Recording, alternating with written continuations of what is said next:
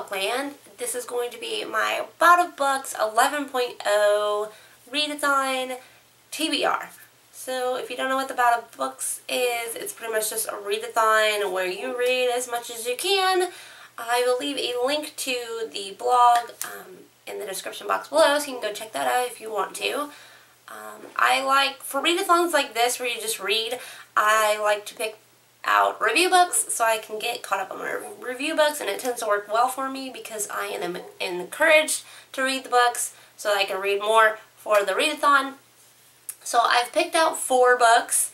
Hopefully I can get to more than that, but if I get these 4 done, I'll be really happy with myself. The first book has already been released, and I do have it for review, but I went and got it for the library, and that is The Secrets of Lily Graves by Sarah Strohmeyer. I had to wait forever on a waiting list for this book, so apparently it must be good, or people were really excited about it because it seriously took forever. It's about a girl who grows up in a house full of female morticians, and because of this she knows a lot of secrets, you know, from the people that die in her town. And I guess she knows a secret about why this girl named Erin, her ex-boyfriend, broke up with her.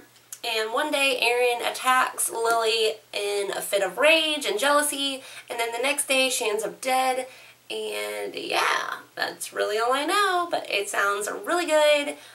It's not too long, so hopefully it'll be a quick read, and I cannot wait to get to this book. The next 3 books, I might look and see if, I know one of them has been released, but the other 2 have not been released yet.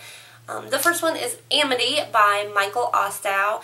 This is a book, I think it says that it's for fans of Stephen King and the American Horror Show, or story. I have not seen that before, but I've heard it's really good. I know there are tons of people that are fans of that. But it's supposed to be suggested by the events of the Amityville Horror.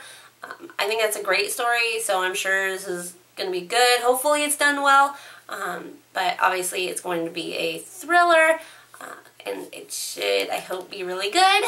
The next book I have is Of Monsters and Men by Jessica Verdi. This is a romance, historical fiction, I believe. It is based on like a retelling for Edgar Allan Poe.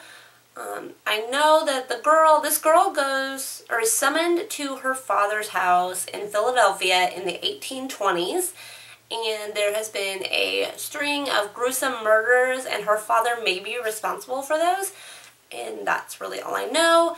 I do know that in the summary, it does say pretty much that there's a love triangle, which kind of, I don't like love triangles at all, so depending how that is played out, I could end up putting this book down. I hope I don't. I hope I enjoy it enough to look past that, or at least it's done well, but we'll see. It sounds like a good book, so we'll see how that goes. And then the last book that I had on my list to read has already been released, and that's Don't You Forget About Me by Kate Carius-Quinn.